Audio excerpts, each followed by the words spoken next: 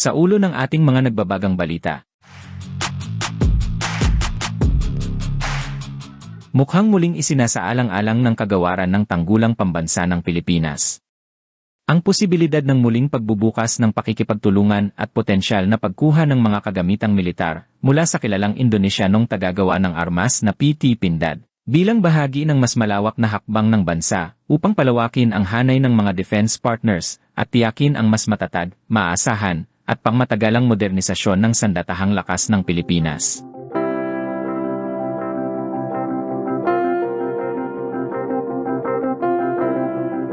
Ayon sa Max Defense Philippines, noong ika-9 ng Hulyo 2025, isang delegasyon mula sa Department of National Defense na pinamunuan mismo ni Undersecretary for Acquisition and Resource Management Salvador Melchor B. Mison Jr. ang bumisita sa pangunahing pasilidad ng PT Pindad sa lungsod ng Bandung, Indonesia, kung saan sinalubong sila ng mga matataas na opisyal ng kumpanya.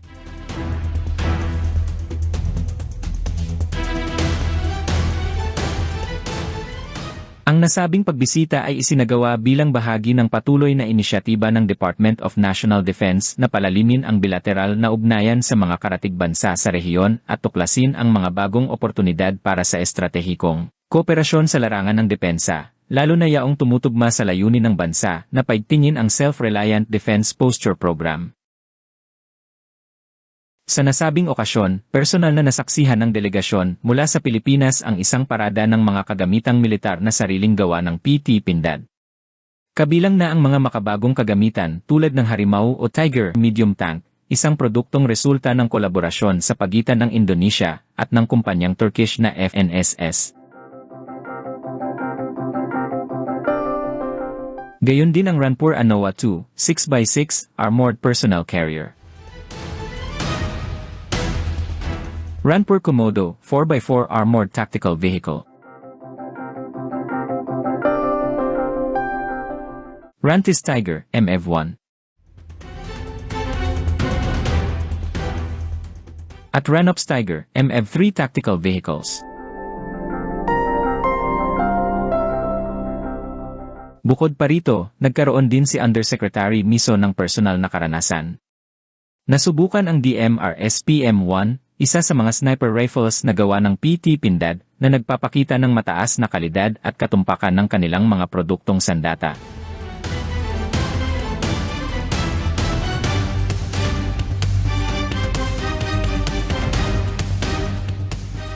Ang muling pagtingin ng Department of National Defense sa PT Pindad ay tumutugma sa lumalaking pangangailangan ng Pilipinas na maghanap ng mas mapagkakatiwalaang mga defense suppliers, lalo na sa gitna ng mga pagkaantalang naranasan mula sa ilang Israeli supplier.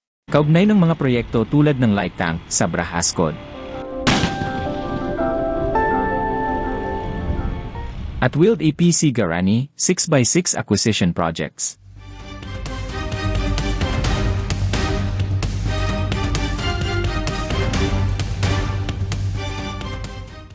Dahil dito, tila mas lumalawak ang interes ng pamahalaan na pumasok sa mga alternatibong kasunduan sa mga bansang handang makipag-cooperate sa pamamagitan ng joint development, local production, o pamumuhunan sa defense sector ng Pilipinas.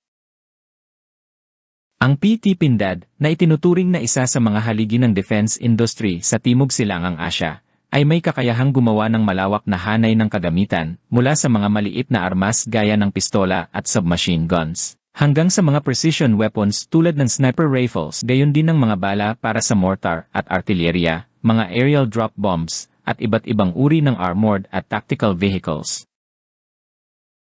Ang kanilang karanasan at kapasidad sa defense manufacturing ay nagbibigay ng potensyal na malaking ambag sa layunin ng Pilipinas na magkaroon ng sariling kapasidad sa paggawa at pagpapanatili ng mga kagamitang militar.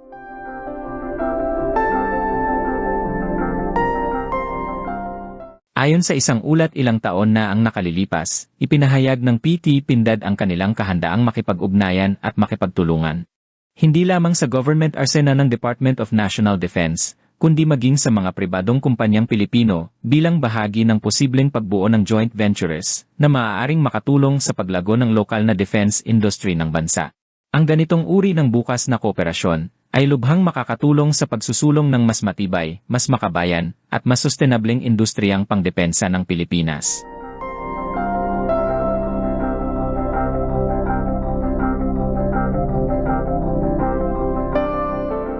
Dumako naman tayo sa iba pang balita.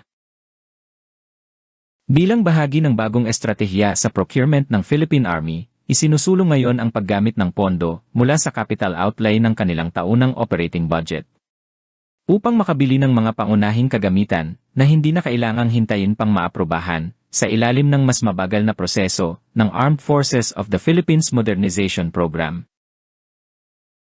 Isa sa mga proyektong kasalukuyang isinasakatuparan sa ilalim ng estratehiyang ito ay ang pagbili ng military trucks, kung saan 8 hanggang 10 piraso na cargo trucks na inaasahang makakakuha ang Philippine Army ng maraming heavy-duty na truck upang palakasin ang kanilang kakayahan sa pagdadala ng mga kagamitan at supply. Ang mga truck na ito ay kilala sa tibay at mataas na payload capacity. Kaya't itinuturing na angkop sa mga pangangailangan ng Philippine Army, lalo na sa aspeto ng logistics at support missions. Ang pondong gagamitin para sa pagbili ng mga truck na ito ay magmumula sa General Appropriations Act para sa taong 2025, partikular sa alokasyon ng Philippine Army. Sa pamamagitan ng paggamit ng sariling budget ng serbisyo, mas nagiging mabilis at mas flexible ang proseso ng akwisisyon para sa mga kagamitan na hindi kailangang dumaan sa mas komplikadong proseso ng modernisasyon ng buong sandatahang lakas. Ang Daewoo Novus ay isang heavy-duty truck na orihinal na gawa ng Daewoo Commercial Vehicle Company na noong 2004 ay binili ng Tata Motors ng bansang India. Kaya't ngayon ay kilala na bilang Tata Daewoo Commercial Vehicle Company.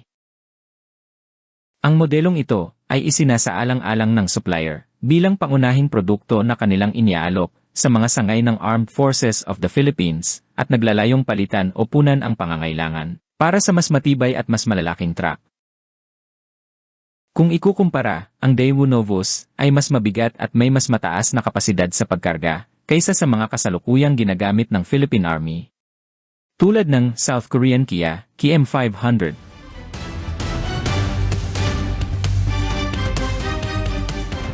At American M939 5-ton trucks. Sa halip na gamitin lamang bilang troop carrier o transport ng mga sundalo, mas inaasahang gagamitin ito para sa logistics support, gaya ng paghakot ng supply, kagamitan, o iba pang pangangailangan sa larangan, lalo na sa panahon ng krisis o operasyon sa malalayong lugar.